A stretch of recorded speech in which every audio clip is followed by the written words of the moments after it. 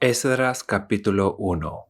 En el primer año del reinado de Ciro, rey de Persia, el Señor dispuso el corazón del rey para que éste promulgara un decreto en todo su reino y así se cumpliera la palabra del Señor por medio del profeta Jeremías, tanto oralmente como por escrito. El rey decretó lo siguiente: esto es lo que ordena Ciro, rey de Persia. El Señor, Dios del cielo, que me ha dado todos los reinos de la tierra, me ha encargado que le construya un templo en la ciudad de Jerusalén que está en Judá. Por tanto, cualquiera que pertenezca a Judá, vaya a Jerusalén a construir el templo del Señor, Dios de Israel, el Dios que habita en Jerusalén, y que Dios lo acompañe. También ordenó que los habitantes de cada lugar donde haya judíos sobrevivientes los ayuden dándoles plata y oro, bienes y ganado, y ofrendas voluntarias para el templo de Dios en Jerusalén. Entonces los jefes de familia de Benjamín y de Judá, junto con los sacerdotes y levitas, es decir, con todos aquellos en cuyo corazón Dios puso el deseo de construir el templo, se dispusieron a ir a Jerusalén. Todos sus vecinos los ayudaron con plata y oro, bienes y ganado, objetos valiosos y todo tipo de ofrendas voluntarias. Además, el rey Ciro hizo sacar los utensilios que Nabucodonosor se había llevado del templo del Señor en Jerusalén y había depositado en el templo de su Dios. Ciro los entregó a su tesorero Mitrídates, el cual los contó y se los pasó a Sesbazar, jefe de Judá. El inventario de dichos utensilios fue el siguiente: tazones de oro 30, tazones de plata 1000, cuchillos 29, tazas de oro 30, tazas de plata 410, objetos diversos 1000. En total fueron 5400 los utensilios de oro y de plata. Todos estos objetos los llevó Sesbazar a Jerusalén cuando a los deportados se les permitió regresar de Babilonia.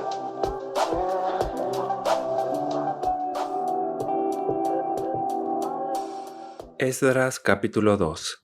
La siguiente es la lista de la gente de la provincia que Nabucodonosor, rey de Babilonia, había llevado cautiva a Babilonia, y a la que se le permitió regresar a Jerusalén y a Judá. Cada uno volvió a su propia población, en compañía de Zorobabel, Jesuá, Nehemías, Seraías, Relaías, Mardoqueo, Bilsán, Mispar, Bigvai, Rejún y Baná. Esta es la lista de los israelitas que regresaron: de Paros, 2172, de Cefatías 372, de Araj 775, de Pahat Moab, es decir, de Jesúa y Joab 2812, de Elam 1254, de Satú 945, de Sakai 760, de Bani 642, de Bebai 623, de Asgad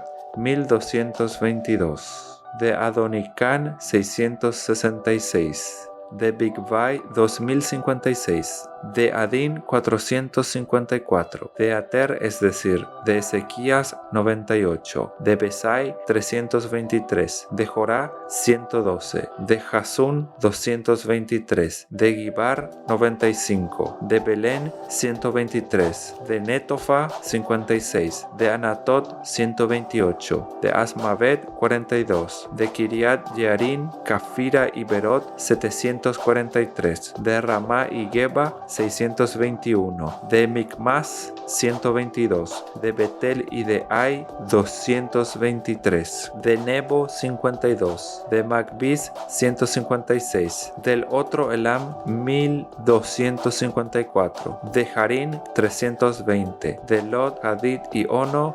725, de Jericó 345, de Sená 3630, de los sacerdotes descendientes de Jedaías de la familia de Jesuá 973, de Immer 1054, de Pasur 1243, de Jarín 1017, de los levitas descendientes de Jesuá y de Cadmiel que pertenecían a la familia de Adavías, de los cantores descendientes de Asaf 128, de los levitas descendientes de Jesuá y de Cadmiel que pertenecían a la familia de Odavías 74, de los cantores descendientes de Asaf 128, de los porteros descendientes de Salún, Ater, Talmón, Acub, Hatita y Sobai 139. Los servidores del templo eran de las familias de Sijá, Jasufá, Tabaot, Queros, Sigajá, Padón, Lebaná, Hagaba, Acub, Hagab, Salmai, Hanán, Idel, Gahar, Reaías, Sedín, Necoda, Gazán, Usa, Paseaj,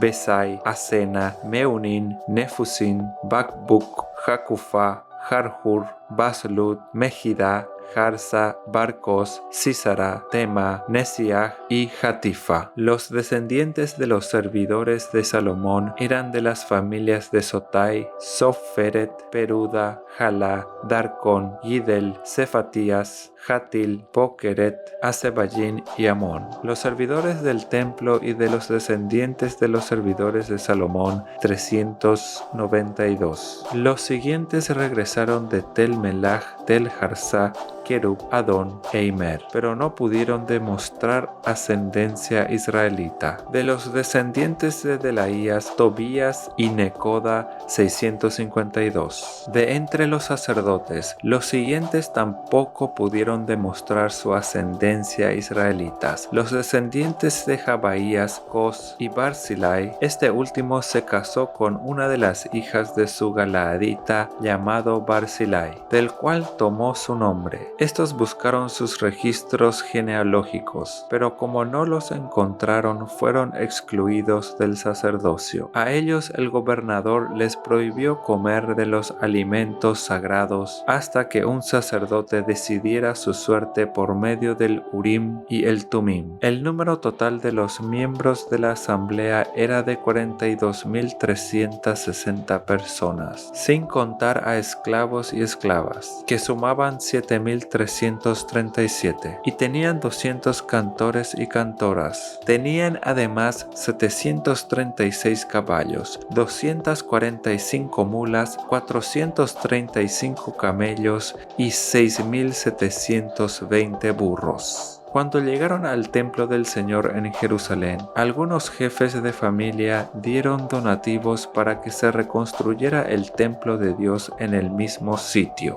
De acuerdo con sus capacidades económicas dieron para la obra de reconstrucción 488 kilos de oro, 2.750 kilos de plata y 100 túnicas sacerdotales. Los sacerdotes, los levitas y algunos del pueblo se establecieron en Jerusalén, en tanto que los cantores, los porteros, los servidores del templo y los demás israelitas se fueron a vivir a sus propias poblaciones.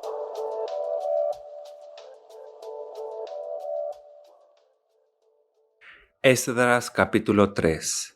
En el mes séptimo, cuando ya todos los israelitas se habían establecido en sus poblaciones, se reunió el pueblo en Jerusalén con un mismo propósito. Entonces Jesuá, hijo de Josadac, con sus parientes que eran sacerdotes, y Zorobabel, hijo de Salatiel, con sus parientes, empezaron a construir el altar del Dios de Israel para ofrecer holocaustos, según lo estipulado en la ley de Moisés, hombre de Dios. A pesar del miedo que tenían de los pueblos vecinos, colocaron el altar en su mismo sitio, y todos los días, por la mañana y por la tarde, ofrecían holocaustos al Señor. Luego, según lo estipulado en la ley, celebraron la fiesta de las enramadas, ofreciendo el número de holocaustos prescrito para cada día, como también los holocaustos diarios, los de la luna nueva, los de las fiestas solemnes ordenadas por el Señor y los que el pueblo le ofrecía voluntariamente. A pesar de que aún no se habían echado los cimientos del templo, desde el primer día del mes séptimo el pueblo comenzó a ofrecer holocaustos al Señor. Luego dieron dinero a los albañiles y carpinteros, a los de Sidón y Tiro les dieron comida, bebida y aceite para que por mar llevaran madera de cedro desde el Líbano hasta Jope, conforme a la autorización que había dado Ciro, rey de Persia. Zorobabel, hijo de Salatiel, y Jesuá, hijo de Josadac, junto con el resto de sus parientes, que eran sacerdotes, y con los levitas y con todos los que habían regresado del cautiverio. Comenzaron la reconstrucción del templo en el mes segundo del segundo año de haber llegado a Jerusalén. A los levitas mayores de 20 años les encomendaron la tarea de supervisar las obras del templo del Señor. Entonces Jesuá, junto con sus hijos y hermanos, y Cadmiel y sus hijos, que eran descendientes de Odavías, y los descendientes de Enadad y sus hijos y hermanos, que eran levitas, se unieron para supervisar a los obreros que trabajaban en el templo de Dios. Cuando los constructores echaron los cimientos del templo del Señor, llegaron los sacerdotes con sus vestimentas sagradas y sus trompetas, junto con los levitas descendientes de Asaf, con sus platillos para alabar al Señor, según lo establecido por David, rey de Israel. Todos daban gracias al Señor, y a una le cantaban esta alabanza: Dios es bueno, su gran amor por Israel perdura para siempre. Y todo el pueblo alabó con grandes aclamaciones al Señor, porque se habían echado los cimientos del templo. Muchos de los sacerdotes, levitas y jefes de familia, que eran ya ancianos y habían conocido el primer templo, prorrumpieron en llanto cuando vieron los cimientos del nuevo templo, mientras muchos otros gritaban de alegría, y no se podía distinguir entre los gritos de alegría y las voces de llanto, pues la gente gritaba a voz en cuello, y el ruido se escuchaba desde muy lejos.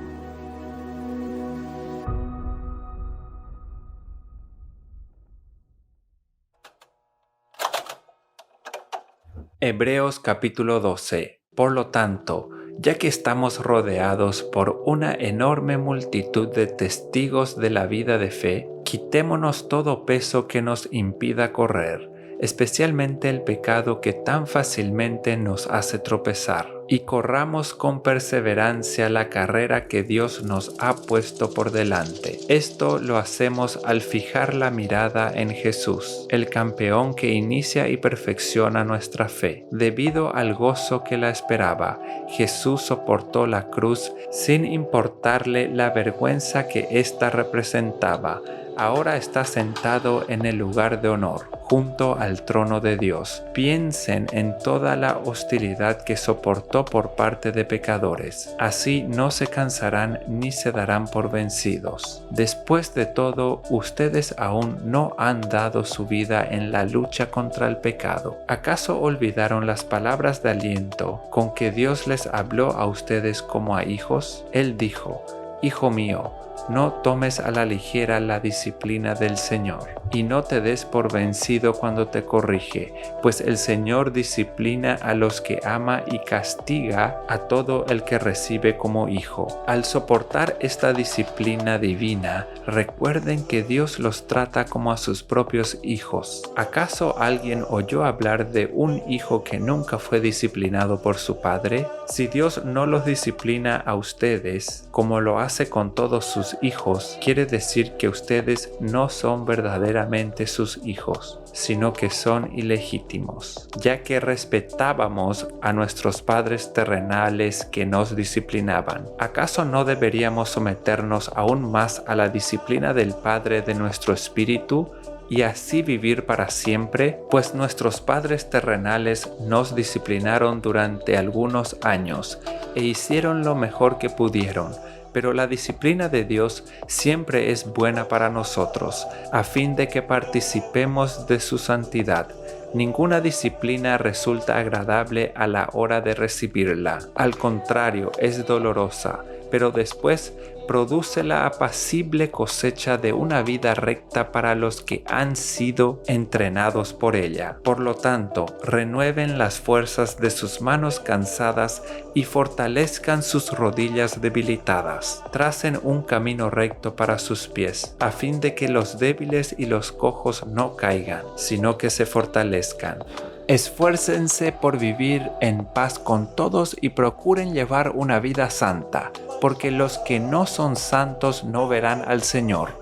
Cuídense unos a otros, para que ninguno de ustedes deje de recibir la gracia de Dios. Tengan cuidado de que no brote ninguna raíz venenosa de amargura, la cual los trastorne a ustedes y envenene a muchos. Asegúrense de que ninguno sea inmoral ni profano como Esaú, que cambió sus derechos de primer hijo varón por un simple plato de comida. Ustedes saben que después, cuando quiso recibir la bendición de su padre, fue rechazado. Ya era demasiado tarde para arrepentirse, a pesar de que suplicó con lágrimas amargas. Ustedes no se han acercado a una montaña que se pueda tocar, a un lugar que arde en llamas, un lugar de oscuridad y tinieblas, rodeado por un torbellino, como les sucedió a los israelitas cuando llegaron al monte Sinaí. Ellos oyeron un imponente toque de trompeta y una voz tan temible que le suplicaron a Dios que dejara de hablar. Retrocedieron tambaleándose bajo el mandato de Dios. Si tan solo un animal toca la montaña, deberá morir apedreado. Incluso Moisés se asustó tanto de lo que vio que dijo: estoy temblando de miedo. En cambio, ustedes han llegado al monte Sión, a la ciudad del Dios viviente, a la Jerusalén celestial y a incontables miles de ángeles que se han reunido llenos de gozo. Ustedes han llegado a la congregación de los primogénitos de Dios, cuyos nombres están escritos en el cielo. Ustedes han llegado a Dios mismo, quien es el juez sobre todas las cosas. Ustedes han llegado a los espíritus de los justos, que están en el cielo y que ya han sido perfeccionados. Ustedes han llegado a Jesús, el mediador del nuevo pacto entre Dios y la gente, y también a la sangre rociada, que habla de perdón en lugar de clamar por venganza como la sangre de Abel. Tengan cuidado de no negarse a escuchar a aquel que habla, pues si el pueblo de Israel no escapó cuando se negó a escuchar a Moisés, el mensajero terrenal,